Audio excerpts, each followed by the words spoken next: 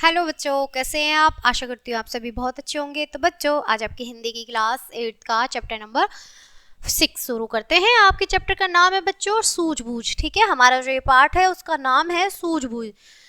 छात्र यहाँ पे परिचय पढ़ते हैं। छात्र कक्षाओं में विज्ञान विषय का अध्ययन करते हैं। यह विज्ञान अत्यंत कठिन परिस्थितियों में भी हमारे लिए बहुत उपयोगी हो सकता है। प्रस्तुत विज्ञान धारित कहानी में यही दर्शाया गया है कि अपहरणकर्ताओं द्वारा दो बालक अपनी सूझबूझ का परिचय देते हुए चुपचाप अदृश्य लेख लिखकर अपने अपहरणकर्ताओं के बारे में उपयोगी सूचना बाहर भेजकर बदमाशों के चंगुल से छूटने का रास्ता खोज लेते हैं।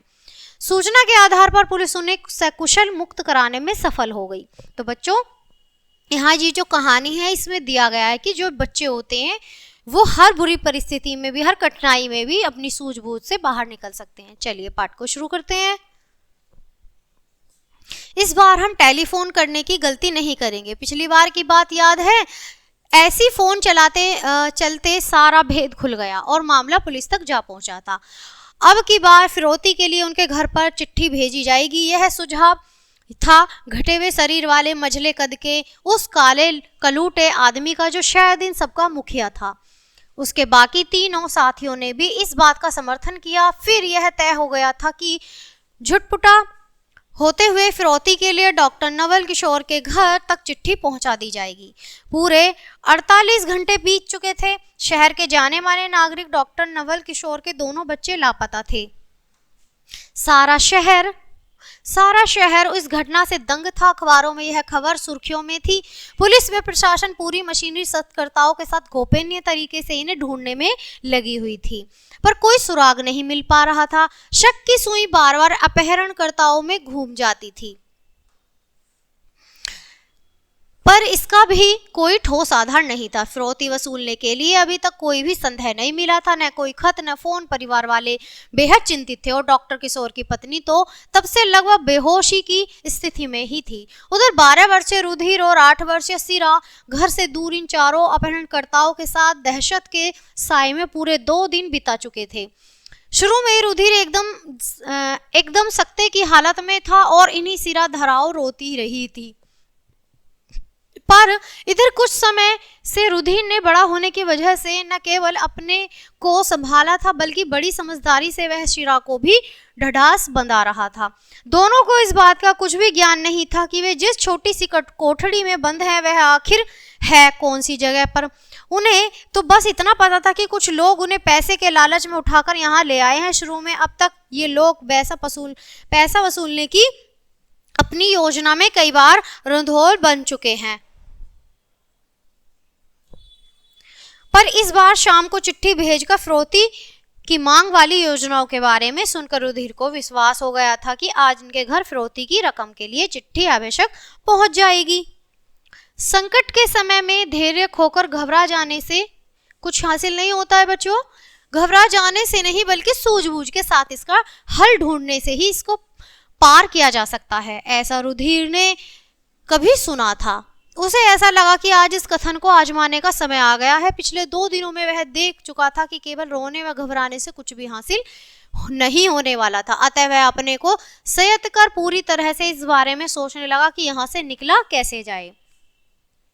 इसी उधेड़-बुन में काफी समय बीत गया था। रुधिर जानता था कि वह समय उसने बेकार नहीं गवाया। इस बीच उसने अपनी मुक्ति के लिए योजना सोची थी। इस पर अमल करने की उसे अब जल्दी थी। इसी सिलसिले में उसने निक्कर की जेब में पड़ा हुआ 10 रुपए का अपना इकलौता नोट हाथ निकाला और फिर दोनों हाथों से फाड़कर उसके 2 टुकड़े कर दिए।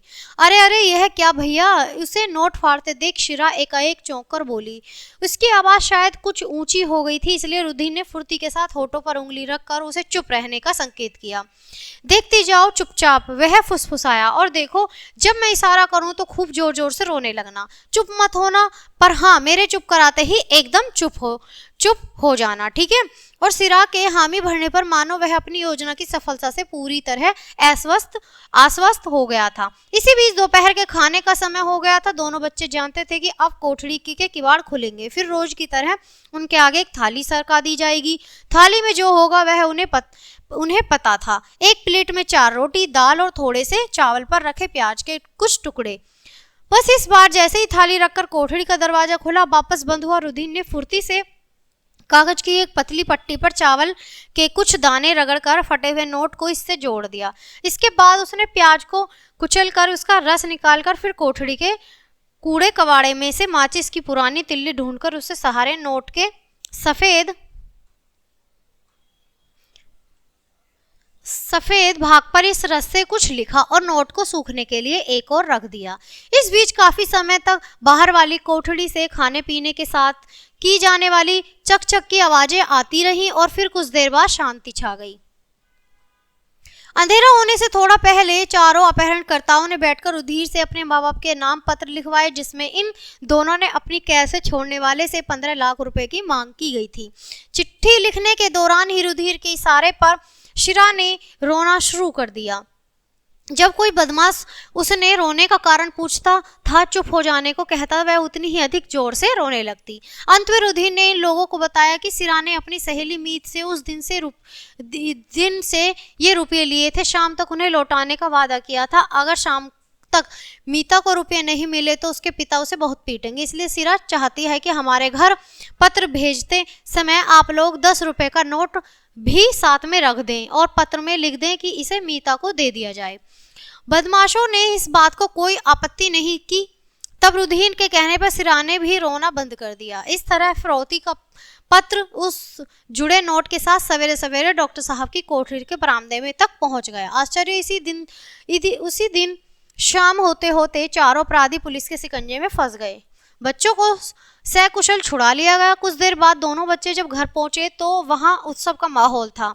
उनकी रिहाई की खबर न केवल घर तक बल्कि पूरे शहर में हो गई थी। यहाँ तक कि टीवी चैनलों के माध्यम भी पूरे देश में फैल चुकी थी। सब लोग इस घटना का रहस्य जानने को उत्सुक थे। इस अभियान का नेतृत्व कर रहे पुलिस अधिकारी आनंद स्वरूप ने पूरी घटना पर प्रकाश डालते हुए बताया कि हमारी सफलता में रुधिर की प्रमुख भूमिका रही है।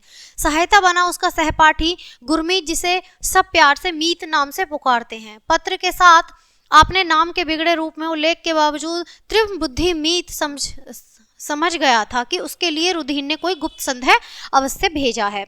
हम दोनों मिलकर विज्ञान के छोटे छोटे प्रयोग किया करते थे। विभिन्न ध्रुवों और रसायनों द्वारा गुप्त संदेह लिखकर भेजना भी इन्हीं प्रयोगों में से शामिल था। इसलिए मुझे शक हुआ। मैंने जब आंच के ऊपर रखकर नोट को हल्की सी गर्मी दी तो नोट पर लिखा था, संदेह स्पष्ट उभर आया। बिरजू ने हमारा अपहरण किया है और बस यह सुराग पुलिस के लिए काफी था। गुरमीत ने अत्यंत उत्साहित होकर बताया, प्याज के रस में मैंने जो संदेश लिखा था उसके बारे में तो मैं जानता था कि मीत मेरा इशारा समझ जाएगा, पर नोट को फाड़कर जोड़ने की बात मेरे दिमाग में इसलिए आई थी ताकि अपराधियों में से कोई धोखे से भी इस नोट को उपयोग में ना ला सके। रुधिर ने अपनी सूझबूझ का स्पष्टीकरण किया। बिरजू हमारे घर का पुराना नौकर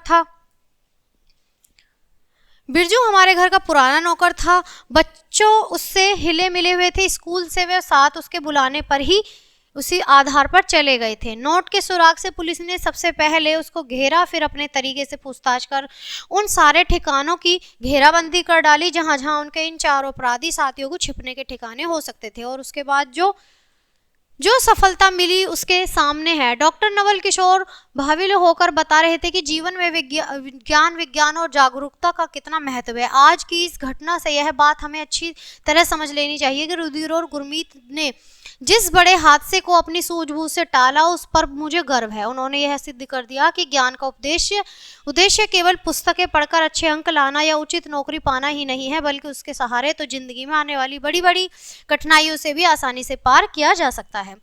तो बच्चों, आगे है कि मेरे विद्यालय के इन दोनों छात्रों ने यह दिखा दिया कि विज्ञान का उपयोग हमारे दैनिक जीवन में परिस्थितियों के अनुसार यदि अपनी सूझबूझ से स्वयं कर लिया जाए तो बड़ी से बड़ी मुसीबतों में फंसे इंसान को भी बिना कोई हानि उठाए बड़ी सफलता से इसे निजात मिल सकती है।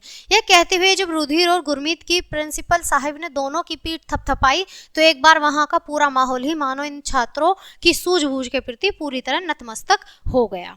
तो बच्चों, बहुत ही प्यारा चैप्टर था कि हमें जीवन में जो भी हम सीख रहे होते, जो भी पढ़ रहे होते हैं, वो सब चीज़ें हमारे कभी ना कभी काम जरूर आती हैं। तो बच्चों, ये था बहुत अच्छा सा चैप्टर। मैं आशा करती हूँ आपको ये पार्ट बहुत अच्छे से समझ आया होगा। तो मिलते हैं आपसे इसी तरह अगले पार्ट में। तब तक के लिए बाय। Thanks for watching.